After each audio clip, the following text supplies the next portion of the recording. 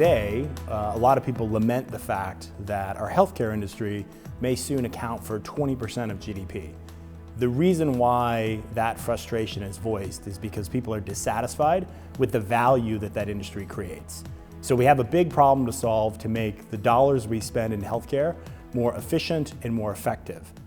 But if you actually adopted a consumer's perspective and you understood how you and I think about our health, you'd actually see that healthcare, even if it is 20% of our economy, could be much bigger than it is currently.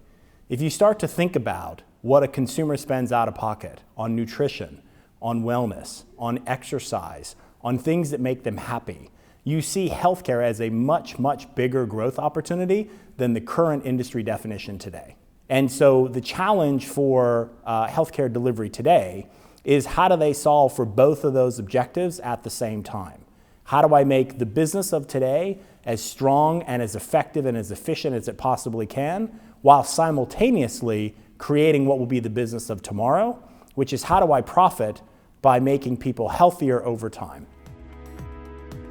There are pockets of innovation that we should be focusing more intently on. When you look at areas like primary care, you see tremendous innovation happening in primary care. A local company, Iora Health, is a really interesting model of if you designed healthcare around what does an individual really need to be as healthy as they can be, to be as well and as happy as they want to be, you'd think about constructing it very differently. Iora has created a holistic care model where they treat not just a symptom, but they treat the whole individual and helping to understand what really is motivating their behavior, and then how do they put together a customized plan that allows that individual to be as healthy as that individual can be given their own personal circumstances.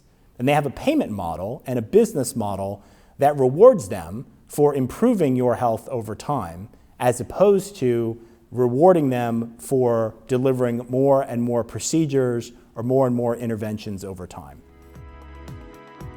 The reason why Iora is disruptive is not because it costs more or less than the traditional primary care, because in some ways they are actually more expensive than what you might be able to get from a traditional primary care physician. The reason why Iora is disruptive is because they compete differently. They compete on the basis of helping you and I to be as healthy as we can be. And they've constructed a business model purpose-built to that objective. They utilize health coaches to help extend the capability and the expertise of their physicians, but also because they understand that health is an everyday battle. And what consumers need is a guide that helps them on a daily, weekly, monthly basis to engage in the right behaviors, to answer questions when they come up, to get access to the right resources, and to stay on track. We all know we need to exercise more, eat right, lose weight, reduce stress. The reality is life is complicated. It gets in the way frequently. And so I need a lens that allows me to be able to understand the individual's circumstance. One of the Iora stories that always caught my attention was a middle-aged individual who was experiencing significant financial trouble.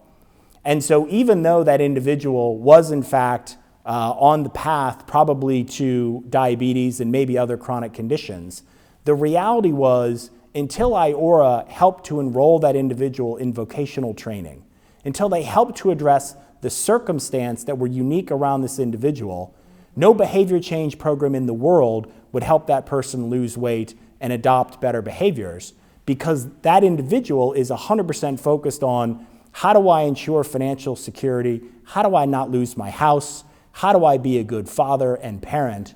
And so by being able to understand the circumstance of the individual and to be able to think over a long time frame, you actually then create the potential to do something that would be quite disruptive. In healthcare, it's a classic example of dual transformation, where today's industry leaders have to find ways to make the existing business model that competes on a transactional basis more effective, more efficient, and of higher value. Doing that creates the necessary capacity to be able to fund the investments in the B business model, which is competing on the basis of health. And there are a tremendous amount of resources that need to be shared between the two.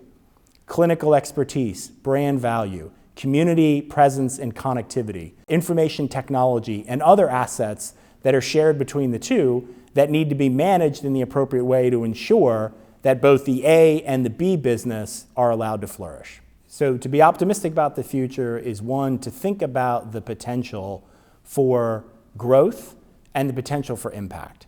So if we can organize ourselves into business models that are optimized around competing on the basis of health, there's tremendous impact we can have in our society, in our communities, and for individuals. How do they create the space, the attention, and the focus to be able to do that and start to create the businesses that will be the business of tomorrow? Competing on the basis of health and navigating the complexities that are associated with the dual transformation.